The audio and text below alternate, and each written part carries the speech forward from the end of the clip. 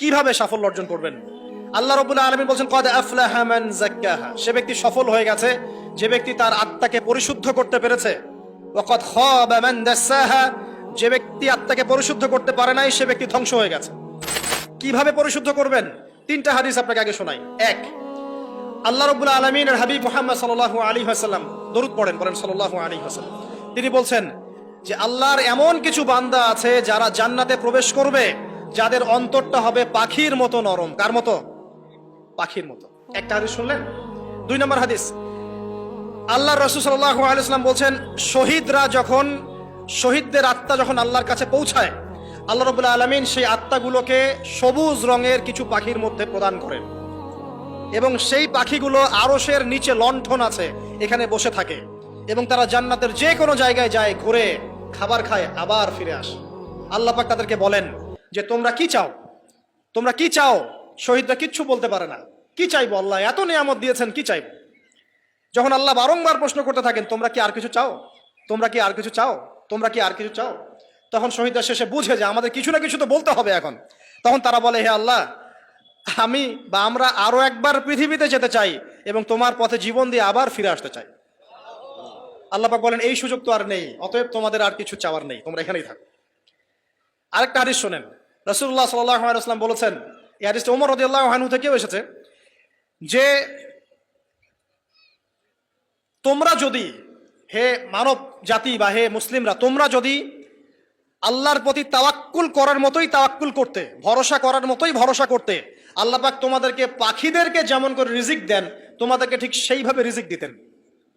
তোমরা কি লক্ষ্য করো না যে পাখিরা খালি পেটে বের হয়ে যায় বাসা থেকে সকালবেলা এবং সন্ধ্যাবেলা ভরা পেটে বাসায় ঢোকে?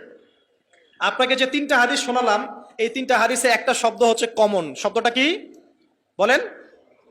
পাখি। পাখি কে? পাখি। পাখিদের কাছ থেকে আমাদেরকে শিখতে বলছেন এবং বলছেন যে পাখিদের মনটা হয় খুব নরম, খুব সফট এবং তারা আল্লাহর প্রতি তাওয়াক্কুল করে পূর্ণ মাত্রায়। তারা সকালবেলা ভোরবেলা বের হয়ে যায় এবং সন্ধ্যাবেলা বাসায় ফেরে, খালি পেটে বের হয়, ভরা পেটে বাসায় ফেরে। এবং আল্লাহ পাক সবচেয়ে সম্মানিত মৌত যেটা শহীদের মৌত, সেই শহীদদের আত্মাকে আল্লাহ পাক পাখির রূপ দিবেন। তাহলে পাখিটার বিষয়ে একটা ফোকাস করা দরকার আছে না? আচ্ছা, এখানে আসেন। পাখির মন হচ্ছে নরম, মানে পাখির মনটা তাসকিয়া, আত্মশুদ্ধিতে পরিপূর্ণ। কদ আফলাহা মান যাক্কাহা, সে ব্যক্তি সফল হলো যার হৃদয়টা পবিত্র, নিষ্পাপ, নিষ্কলুষিত হলো, সে ব্যক্তি সফল হবে ইনশাআল্লাহ। একটা কাজ এখানে খেয়াল করেন, পাখিরা সকালবেলা ভোরবেলা বের হয় আর সন্ধ্যাবেলা বাসায় ফেরে। এখনকার মুসলিমদেরকে দেখবেন দুপুরবেলা ওঠে, রাত 3টায় ঘুমায়। কথা কি বুঝেন নাই? পাখিরা একদম ভোরবেলা উঠে যখন ফজরের আজান দিচ্ছে ঠিক তার আগ মুহূর্তে পাখির কিচিরমিচির শুনছেন, তার মানে নামাজের ওয়াক্ত প্রায় চলে যাচ্ছে, তার মানে তার আল্লাহ পাকের হুকুমের সাথেই জেগে ওঠে। সূর্য ডুবে তারা ডুবে যায়। ঠিক এরকম সুন্নত ছিল নবী সাল্লাল্লাহু আলাইহি ওয়াসাল্লামের এবং সাহাবায়ে কেরামের। আজকে 1400 বছর পর মুসলিম জাতি এই সুন্নাহ ভুলে গেছে। আর আমাদের সুন্নত দেখবেন, যদি কোনো রকম উঠেও ফেলি ফজরে, আবার 12টা পর্যন্ত ঘুম, আরো বেশি। আর এই যুব সমাজ যারা আছো তোমরা কেউই 3টা-4টার আগে ঘুমায় বলে আমার মনে হয় না। অলওয়েজ অনলাইনে পড়ে আছে, টিকটক নিয়ে, ফেসবুক নিয়ে, গার্লফ্রেন্ডের সাথে চ্যাটিং। পাখির মতো হতে পারলে পরে মনটা তো নরম হবে, তারপরে না তাসকিয়া অর্জন হবে। পাখির রুটিনটা কি? ভোরবেলা বের হয় আর সন্ধ্যাবেলা বাসায় ঢোকে। অতএব আমরা যদি রাসূলুল্লাহ সাল্লাল্লাহু আলাইহি ওয়াসাল্লামের সুন্নাহ মতো ওই ভোরবেলা উঠতে পারি আর আর্লি নাইট ঘুমিয়ে যেতে পারি এবং সারাদিন যদি রাসূলের সুন্নাহগুলোর উপর আমল করতে পারি, তাসকিয়া অর্জন হবে ইনশাআল্লাহ। কথা বুঝতে পারছেন? 2, পাখির মতো নরম মন লাগবে।